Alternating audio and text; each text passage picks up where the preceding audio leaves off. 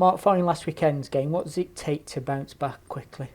A better quality of performance, really. I think, you look back at the game and it was a tough afternoon for everybody, and I think really you're getting 1-0 down and you think getting into at half time you can change things at 1-0, but to concede 2 in the last 5 minutes of the first half was really difficult, and then to all intents and purposes the game is then very difficult to get back and wrestle back.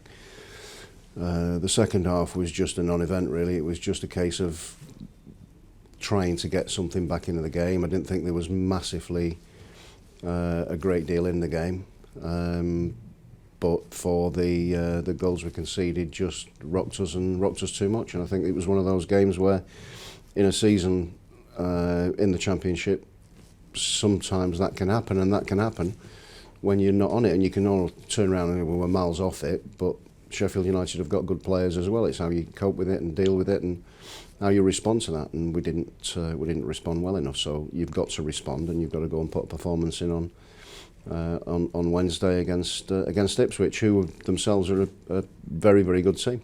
Given your experience, did you kind of always know and expect there to be ups and downs during the season?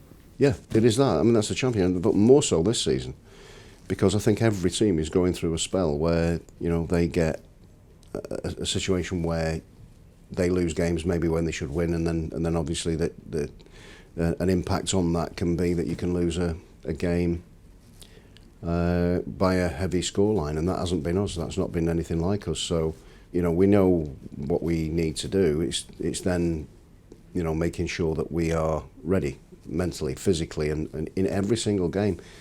It is really difficult to do that, and as has been proven throughout the years. But again, you go back to this season, and it is incredibly up and down for most teams in the division. So we sit in 6th, and that is a bonus on the back of the results that we've had lately. But I think we will come through it, and we'll get some. I would imagine, or really say, that we got a bit more normality from this season, from the performances that we've had. But we clearly haven't deserved to lose some of the games that we've played recently, and that sort of accumulates into a picture that isn't great reading for anybody. We've got to get back at it and try and pick the points up, and we know how difficult it is. The run of fixtures through to the 4th of January, and then obviously the FA Cup that's now been drawn with a home tie against Coventry. They're all tough games. There are no easy games, and clearly in this division this season, it's there for anybody, and that's the frustration for everybody, because everybody can see it. What sort of role do the experienced players kind of have at this point in the season? Well, experience is key in any campaign, and good experience is key in any campaign, and I think that is that's something that the players are sometimes a little bit shy of.